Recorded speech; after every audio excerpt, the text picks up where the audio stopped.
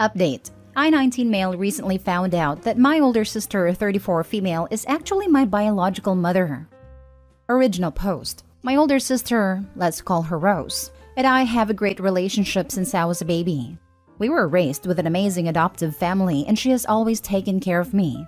I grew up in a very warm and loving environment, but from what I was told, I was lucky. I was told the story of how me and my sister had two drug addict parents who never took care of us. They never bothered feeding us and used to left us at a junkie friend's house for days to go out partying. When my mom was pregnant with me, she smoked and got drunk. Luckily, I turned out pretty fine. And when I was born, my sister was the only one who took care of me. When I was 2 months old, they left us both in a mall and left. We got help from an old couple, who also turned into our adoptive family, and we contacted the police, but my parents weren't at the house, which looked like a homeless cave. We never saw them again, and after several months in foster care, the couple that helped us, throughout the whole way by the way, agreed to adopt us. Today I'm 19 and Rose is 34. I still live with my adoptive family, and she lives about 20 minutes away, so I come and visit her at least 3 to 4 times a week. So a couple of months ago, my friend offered me to take a DNA test to find some information about my heritage, since my sister wouldn't speak of them much.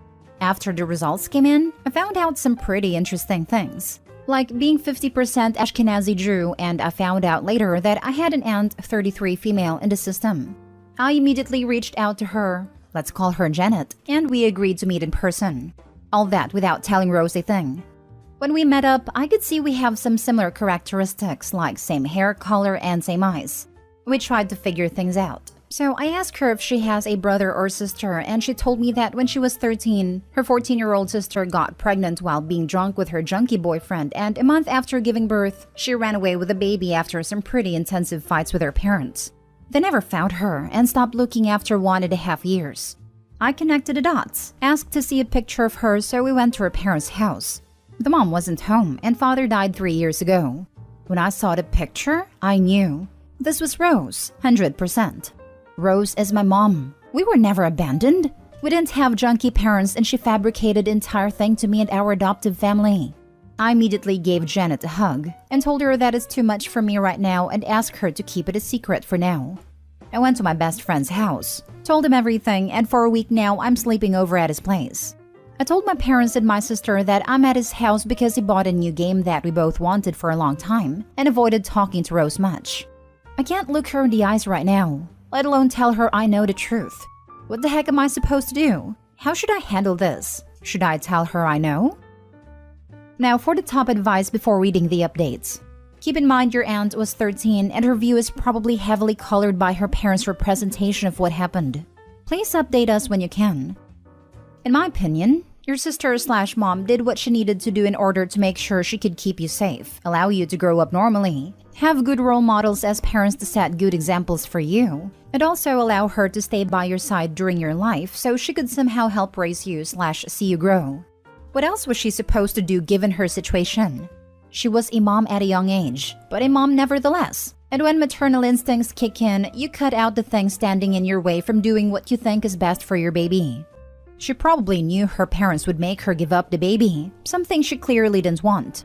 She probably was afraid of the baby being around its father if he was a junkie, which is understandable. And she understood that if she wanted a better life for her child and be involved in the child's life, she needed to get away from people who would try to control her and force her to go down a path she didn't want to go down.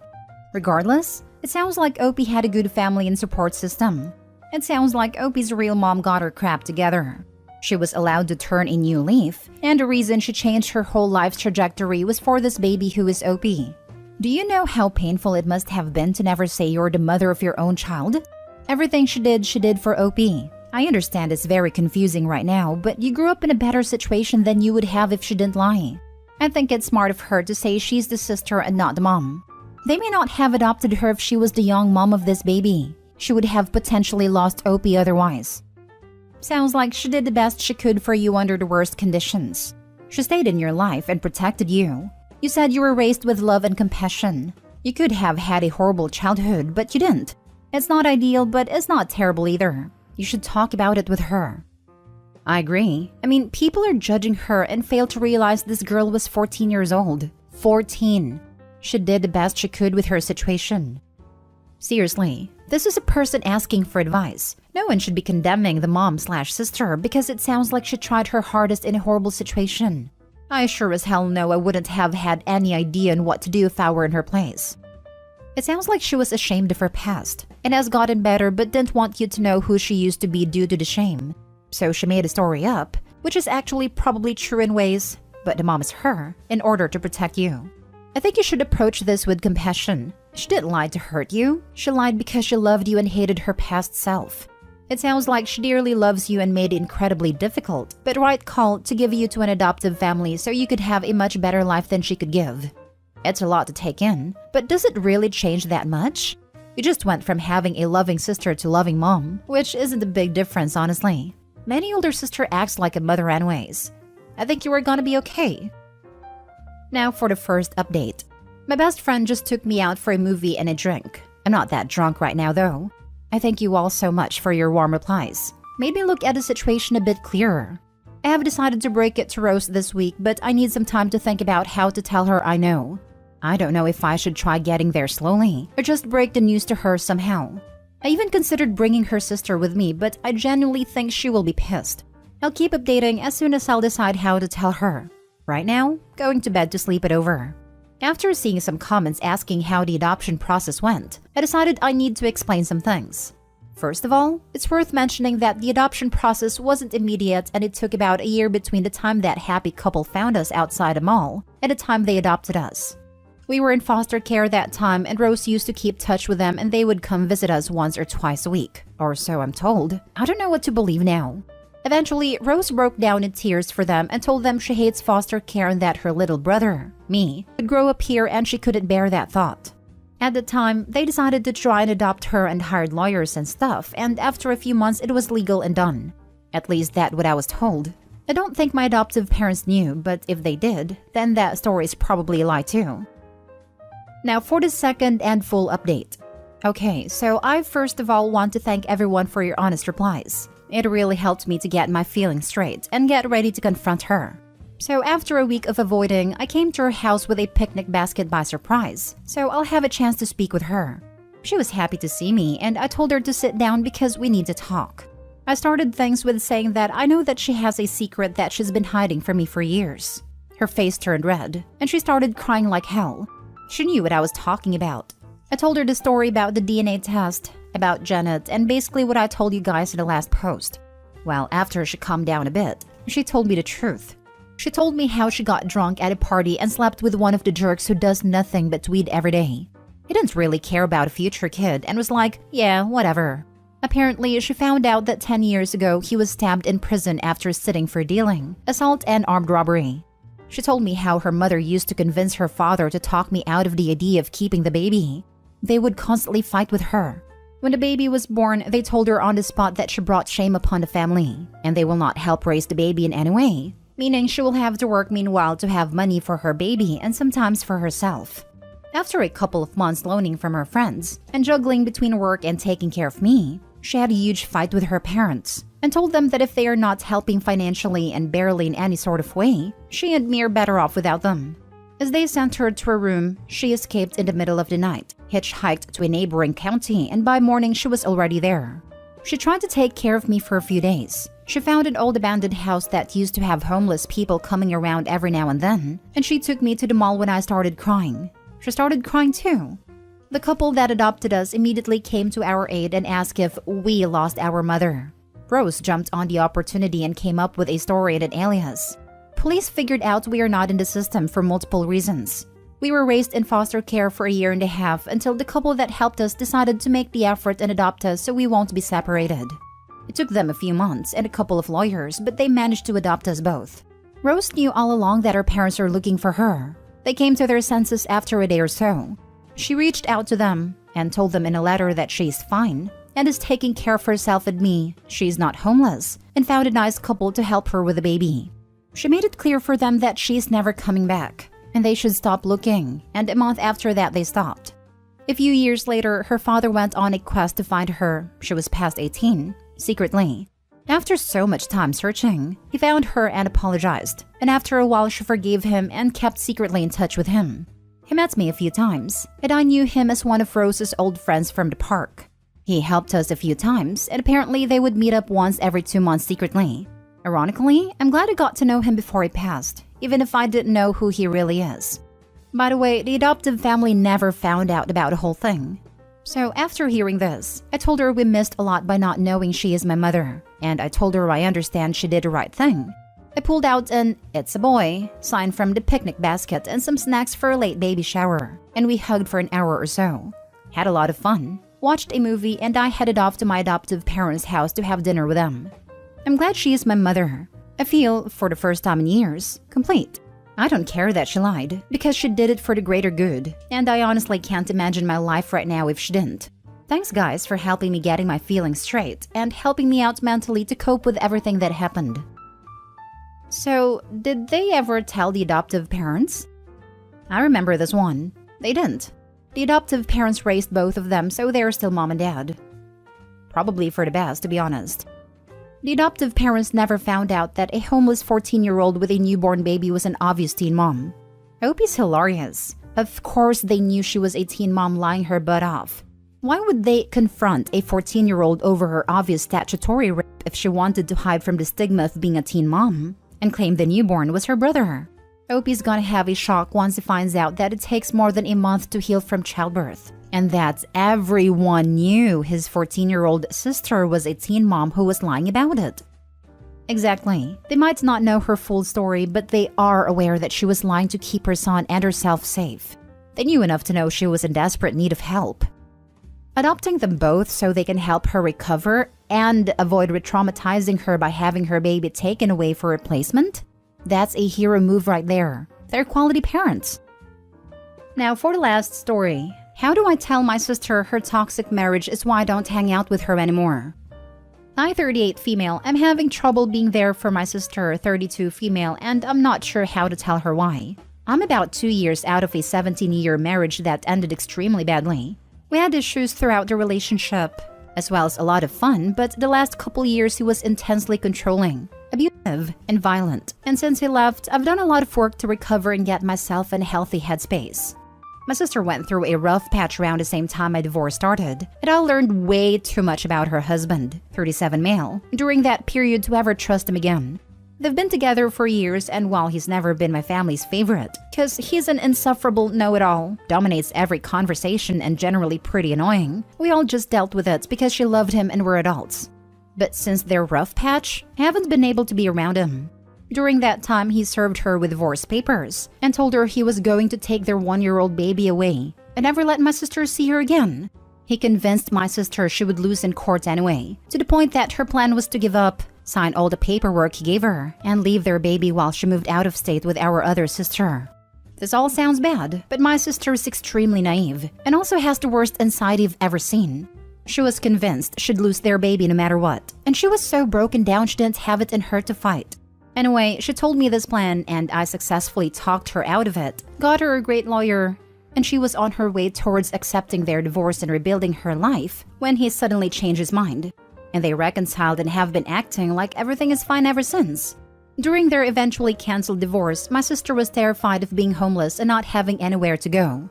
I was starting over too, so our plan was that I'd buy a triplex, and she and her baby could live in one of the units, me in one, and our little brother, 22 male, in the third one. I went ahead with that plan, and have just been renting out my sister's unit and let her know it's there if she needs it. I cannot be around my sister's husband at all. I've seen behind the scenes. I know he's mistreating her emotionally, financially, and I strongly suspect physically too, although she'd never admit it. I am aware that the right thing to do here is support her decision and grin and bear his company, but I can't do it. I get that it's immature of me, but the situation is too much like my own marriage, and I won't be within 100 feet of it. I especially don't want him in my new home, which for 2 years has been a happy, healthy, peaceful, safe zone. My sister basically won't leave the house without this man, because of her anxiety and also his control issues, and they are literally always together. She posted on Instagram a few weeks ago about being sad and confused, about why her family never spends time with her anymore. I'd like to gently explain the situation to her, but I'm not sure how to tactfully say, "It's not you, it's your awful husband we can't stand." Looking for advice on how to softly tell her I'm here if she needs me, but that I'm unwilling to be around her husband. Now for the advice. This is tricky because right now she's in a dangerous phase. The phase where they've reconciled and it's them against the world. Understand first and foremost, anything you say right now will get back to him.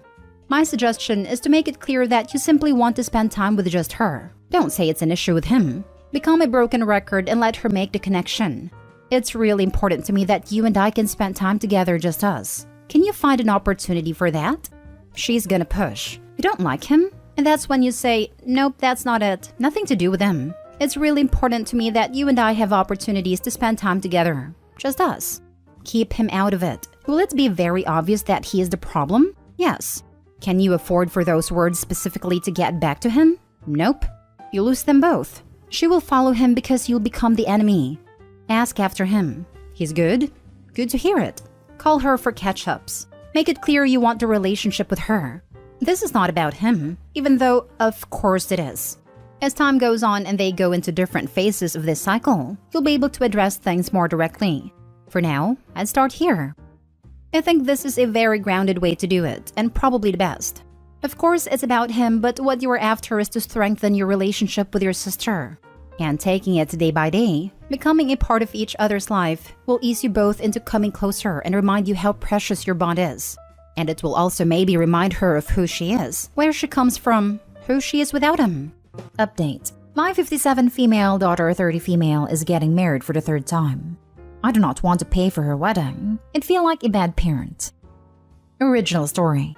I should start by saying that my daughter is an only child. She has always been our princess, so to speak, and she's received everything material that a girl could ask for. Before you criticize my husband, her father, and I for spoiling her, we do realize that we shouldn't have given her everything from a young age, but we didn't know any better back then. And we had the money and were quite well off, so we figured why not support our only child. My husband owns his own business and I am a school teacher. Together we make decent money that I'm looking to retire in the near future. When we first started out, I stayed at home and my husband worked an office job, and so my daughter has been pampered with all of my attention and her father's support.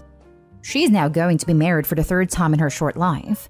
Her only job is occasionally supplying teaching in the same school board I work at, so she doesn't have much of a big career yet, but I do hope she will find work.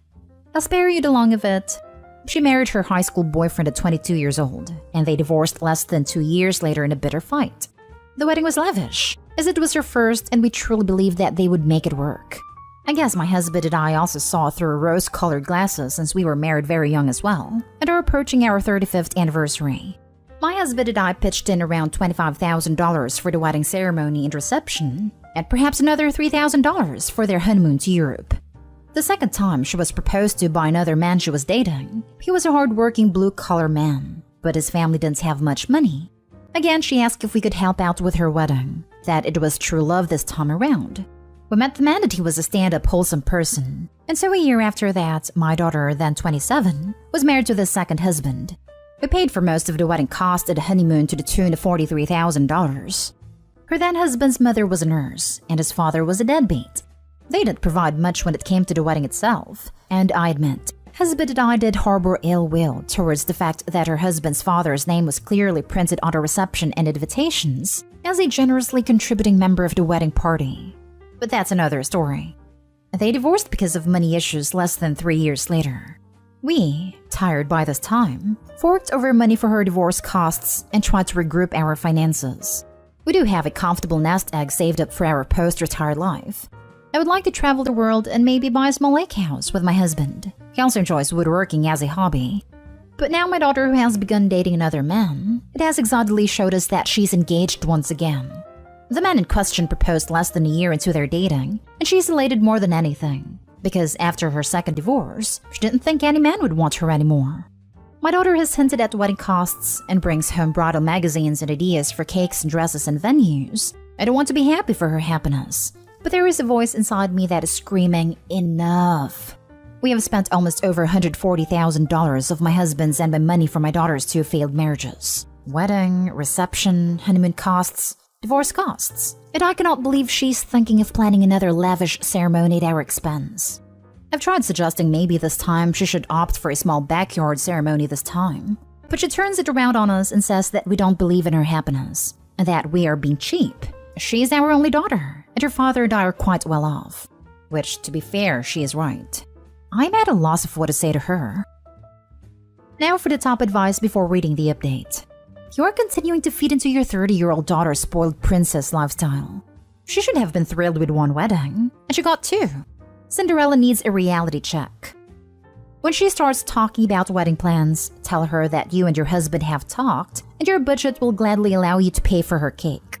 If she whines about you not loving her and believing in her happiness but not financing the entire wedding/honeymoon, pull out her 2 wedding albums. Tell her she had planned 2 beautiful, expensive weddings, but all the money spent on that day did not make love develop or grow in those marriages. Money doesn't equal happiness or love. You support her decision to marry this man and will gladly attend the ceremony however/wherever they want to do. But this is not going to be on your dime as you have retirement to plan ahead. So lots of people have told you that you shouldn't pay. What I haven't seen yet is someone saying she will probably throw an epic tantrum when you put your foot down, and you will have to stick it out or she will win. And the next time you try to put your foot down, she'll throw an even bigger tantrum. This is a well-known and researched behavioral phenomenon known as extinction, which is what happens when you stop reinforcing behavior that used to be reinforced. If you don't firmly say no and stick with it, you are forever screwed. She will say mean things. She'll get really nasty. Stay calm and don't budge. This is a 30-year-old toddler that you've created. All the times you didn't say, no, we're going to bite you in the butt here. And I'm saying be ready. Do not let her manipulate you on this one. It's totally in your power not to write that check. For what it's worth, my well-off parents gave me $5,000 for my wedding in 2008, and I would never freaking dream of asking for their financial support for a second wedding. This exactly. The daughter may even hate herself for throwing the tantrum while it's happening, but that's not going to stop it. It will feel like a part of her identity is being lost and will hurt. Just the sort of pain that makes a person better. And avoid a direct, no, I'm not paying, will only make the situation worse. It already sounds like she's suffering from all this spoiling, that she doesn't understand relationships well and might feel she needs one in order to feel good about herself. By continuing to throw money at her, you're enabling her, and continuing the inner mental pain that can only be fixed by growing up, not with money. If you pay for this wedding, start saving for the 4th one. That's what I was thinking. Perhaps being an entitled princess has contributed to the 2 failed marriages. They've raised the monster. Jesus, I feel sorry, not sorry, for them. Now for the update 1 year later. Hello, it's been a long time. I wanted to retroactively thank everyone for the advice and the anger. Must admit that hearing others rage about my situation was pretty cathartic for me. I wasn't going to log back in to post an update. I couldn't even recall the password for this throwaway account. But so many of you gave me excellent advice that I feel I must give an update. Sad as it is. Long story short, my daughter is getting her 3rd divorce. We are no longer in speaking terms, and she has broken our hearts. Short story long, as many of you predicted, she threw a great big tantrum when her father and I told her explicitly that we would not be paying for the wedding this time around. We said we would buy her a wedding dress and a cake, but that would be the end of it. That whatever else she wanted would have to come from her and her husband's pocketbook. She said we don't care for her happiness. She cried. She said that we were selfish. Everything all of you said was going to happen. All these things hurt so much to hear because they aren't true. We do care very much for her, but enough was simply enough. She went so far as to chuck her wedding planner binder to the backyard pool, which was grotesque to watch. We asked to meet the fiancé in question over dinner, and what a gem he was. Tattoos all over his knuckles and his neck. Showed up to meet us in sweatpants and an ill-fitting hoodie. Didn't even shake our hand or introduce himself properly. Looked like a trailer trash. When we asked what his occupation was, he said he was a sound technician, which made me feel embarrassed for being so prejudiced. But after a quick conversation at the dinner table, where he behaved in the most disgusting manner, it turns out that he is a freelance DJ. At 39 years old, I believe one should at least be put together, not living with other roommates and working at clubs on weekends. My daughter, I do not know what was wrong with her. She looked at him with such adoring eyes, as if he were the best thing since sliced bread. We doubted that he could provide for himself, let alone a family. I don't know if this was a sign, but a sign of this man-boy solidified our decision to not finance a drop of our daughter's 3rd wedding. We still agreed to pay for the cake and the dress, but no more. We even had doubts that maybe this thug was only planning to marry our daughter for the money. We assumed it was true, when we found out she had been paying for a few months' worth of his rent that he could not afford to pay out of her own pocket. Like I said, I don't know what was wrong with her. We gave her a budget of $13,000 for a beautiful dress and maybe another $2,000 for the cake.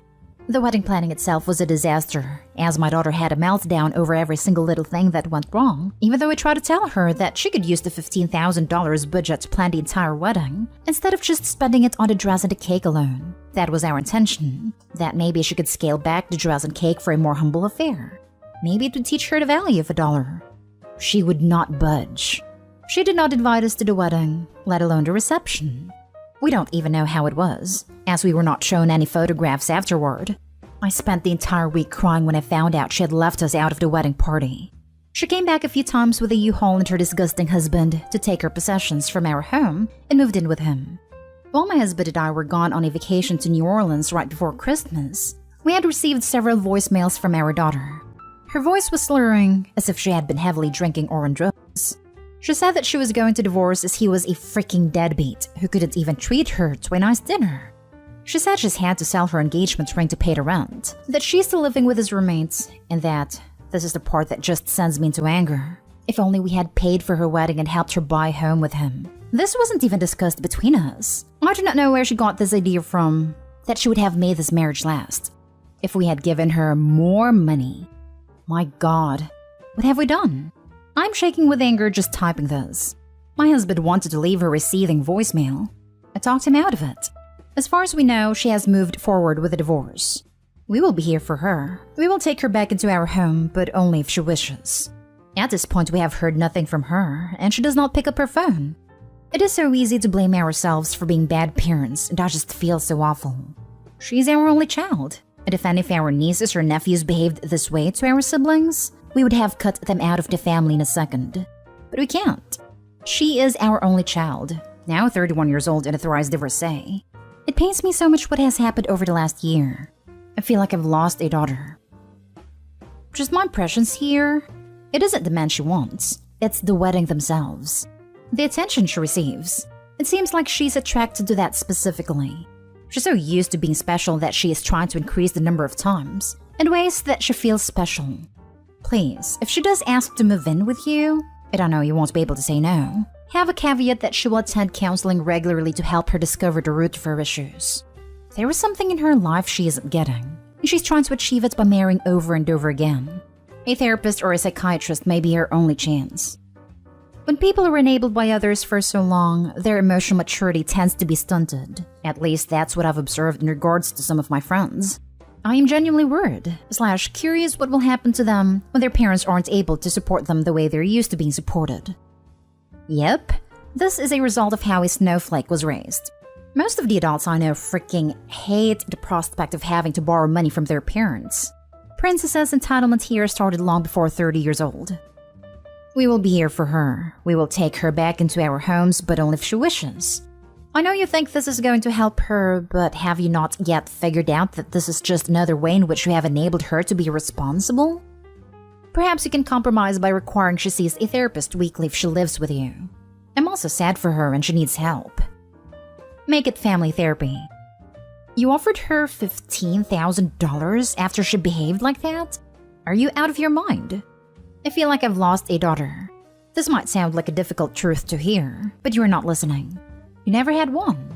You raised a hell spawn. You enabled her. You paid for 2 divorces and weddings. She's 30 years old, for God's sake. Money will not buy love. Hell, $15,000 didn't even buy you a ticket to your own spawn's wedding. That if only we had paid for her wedding and helped her buy a home with him. This wasn't even discussed between us. I do not know where she got this idea from, that she would have made this marriage last. If we had given her more money. You mean nothing to her. Do you not see that? You are a source of easy money. You always have been. All she needs to do is scream and shout and cry, and you'll throw thousands and thousands of dollars at her. Stop giving her money. Do not let her back into your home. Stop enabling this monster that you created. She is not a daughter. She's a cancer. Remove her. Now for the last story. My sister and I stopped speaking after her child-free wedding. Now she wants to attend mine. Family side with her. I'm 26, she's 31. Around the time my sister got married, I had a lot going on. I was divorcing, had 2 kids under 2, and me attending her wedding would require an overnight trip. which I was prepared to do, until I found out with less than a week to go that it was child-free. I called her and said I couldn't make it. She didn't take it well. We both said things we shouldn't have and we both apologized, but when we made up, she asked if I could come to the wedding now, and I said no as the circumstances hadn't changed, at which point the argument started up all over again.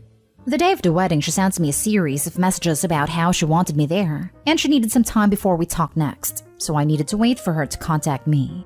That was 3 years ago, and we still haven't spoken. I got engaged 2 months ago, and we told my family a month ago. One of my parents told my sister, who contacted me. I ignored her because in the last 3 years I've moved on. I'm happy she had her wedding her way, but she knew it would cause issues for me, which is why she told me last minute.